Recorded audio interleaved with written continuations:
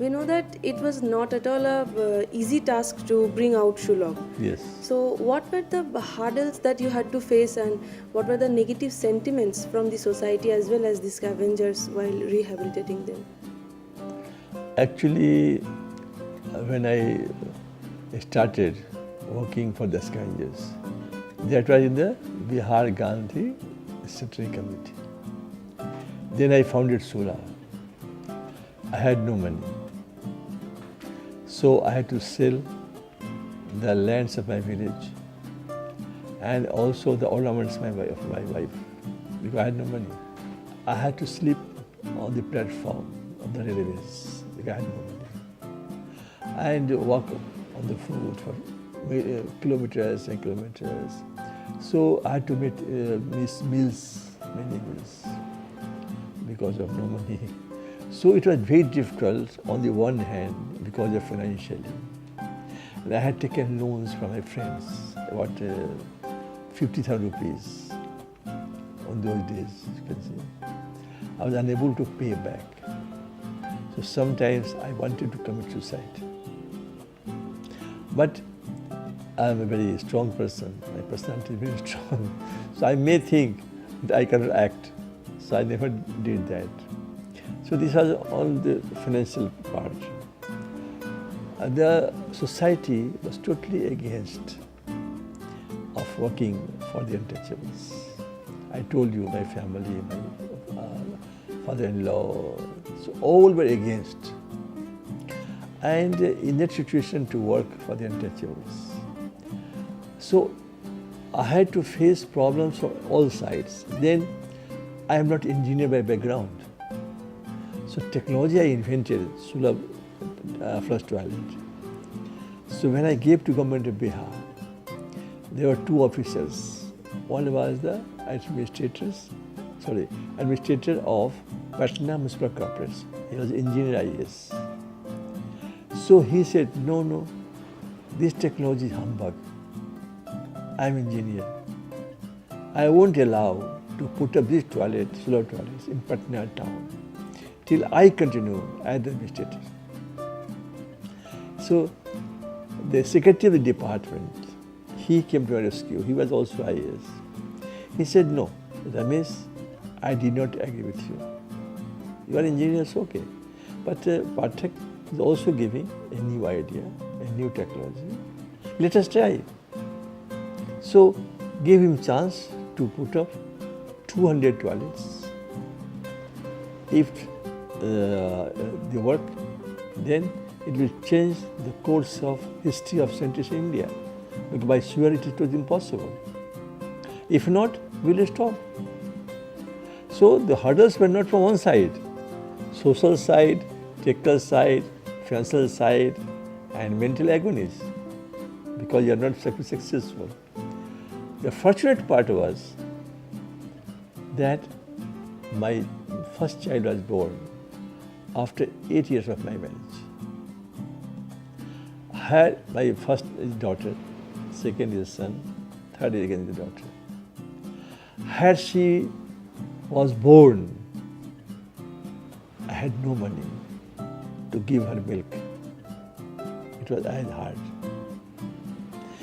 My wife got aborted, first child. I had no money to take her to hospital. Somebody in the same house living as a tenant. So I asked him to give me 100 rupees. But fortunately he gave me. So my life is full of these types of difficulties from all sides. But one thing in me that I never faced or I never felt discouraged. I never felt discouraged in my whole life. I have experienced difficulties, encountered them, but try to overcome them. So that is most difficult part of my life. If you see, although I faced difficulties from 55, when my wealth started declining, but 70 to 73 was the most difficult period of my life. And when the first work started in our town, then we started. So if you just start talking about all these things, tears may come to rise to me also.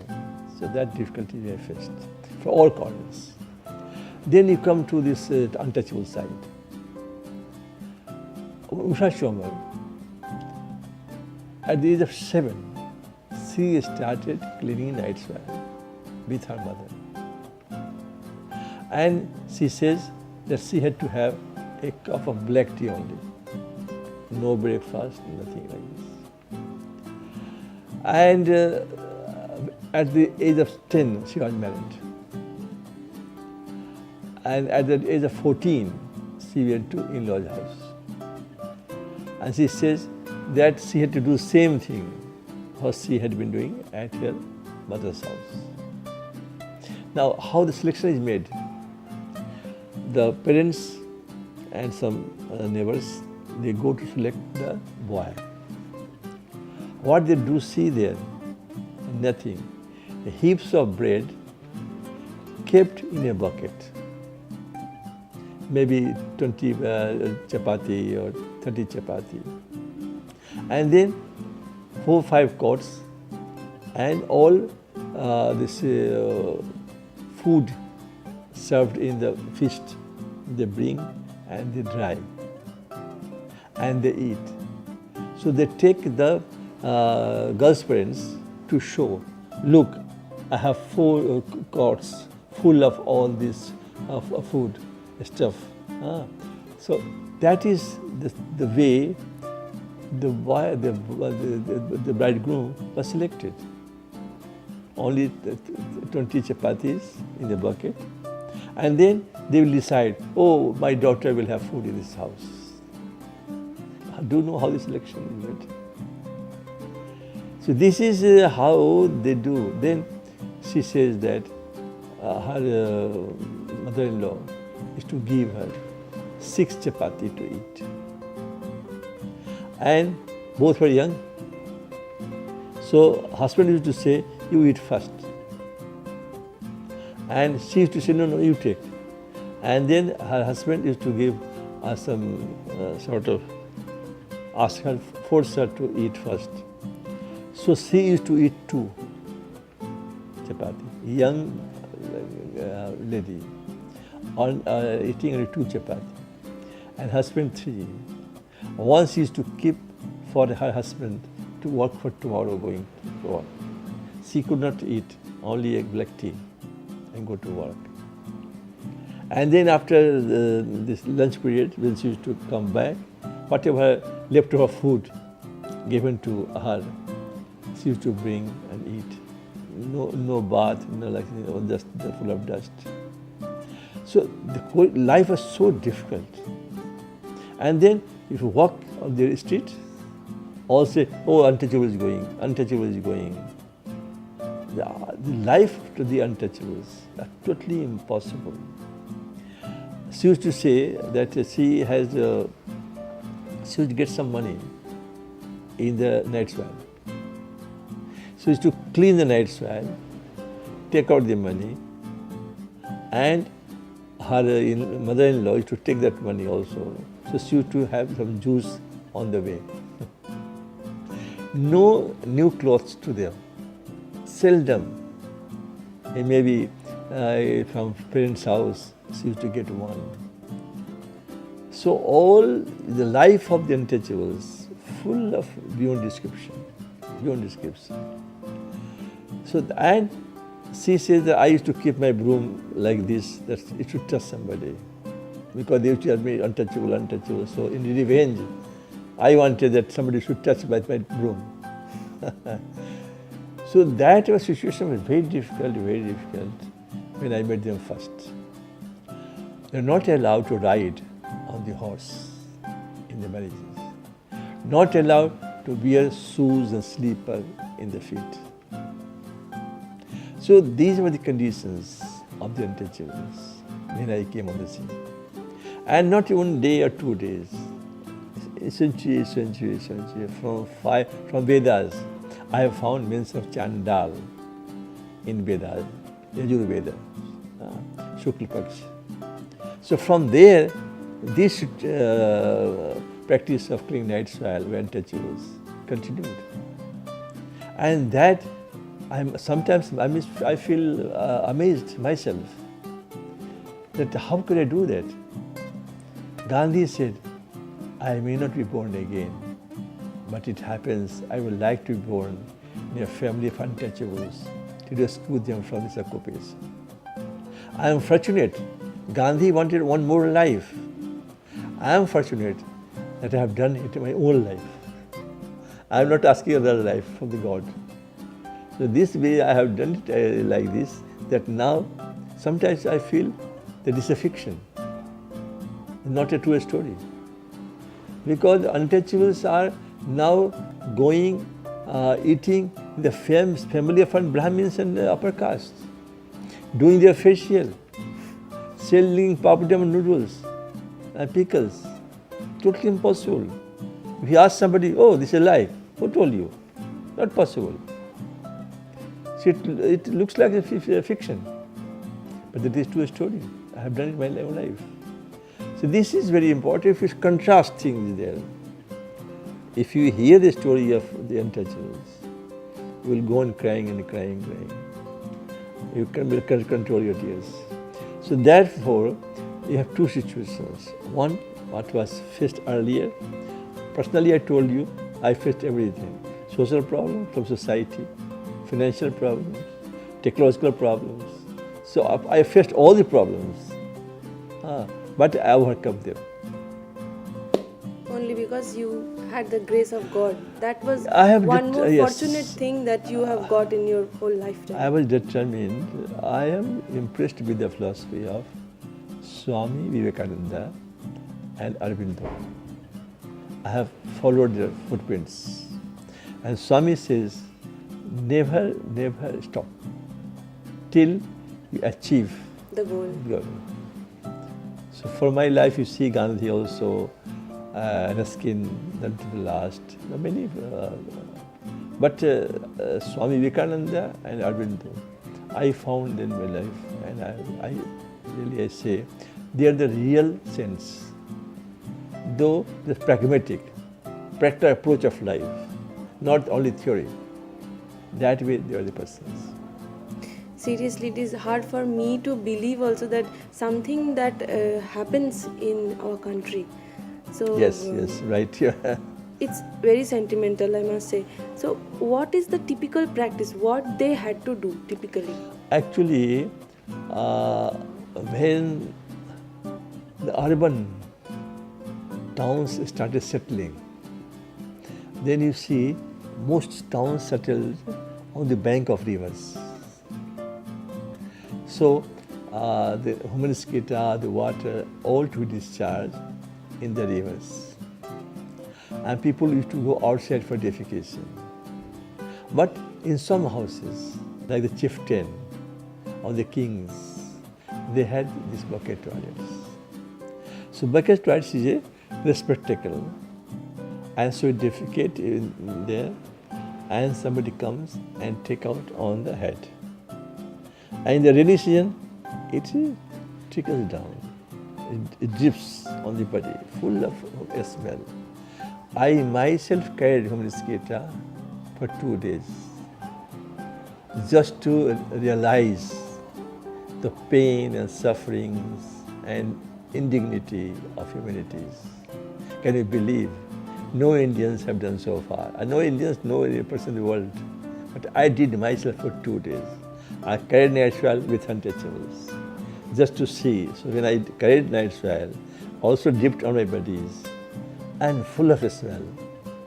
For 2-3 hours, it was very difficult for me to tolerate, but I tolerated.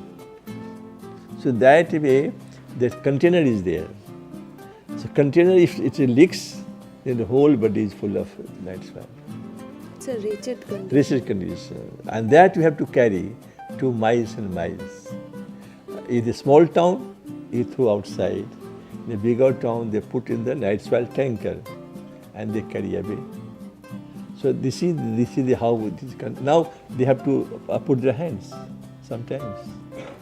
And from hands, they are cleaning night soil and putting in the container. Can you imagine?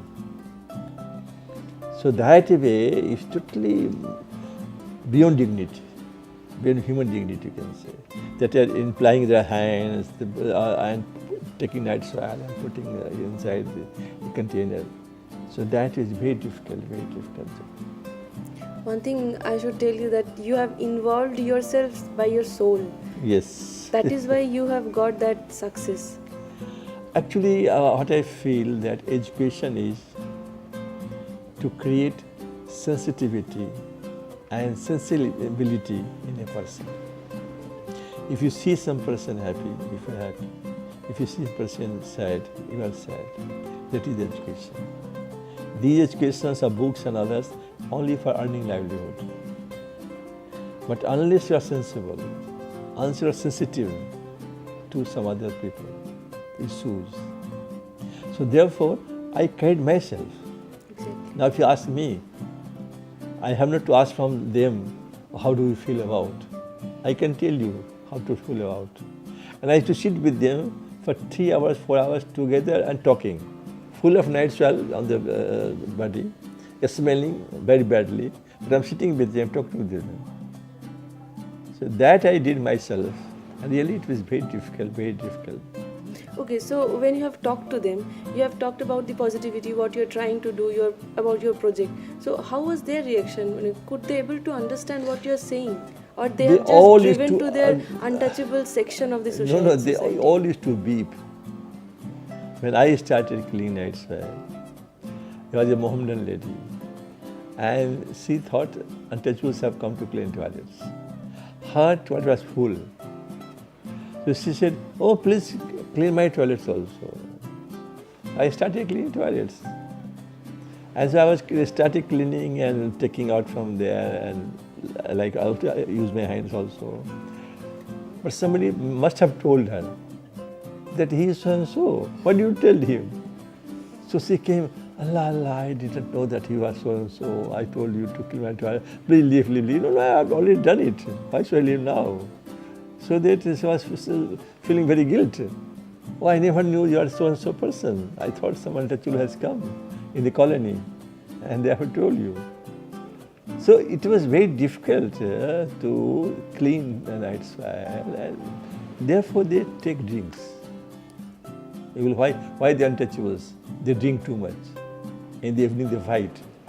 Only because they cannot bear that stink, that smell, and therefore they drink first and then to go to clean toilets. Exactly. Somehow or the other, they have to forget the yes, scene, of course, yeah. Tragic part of their life. Most.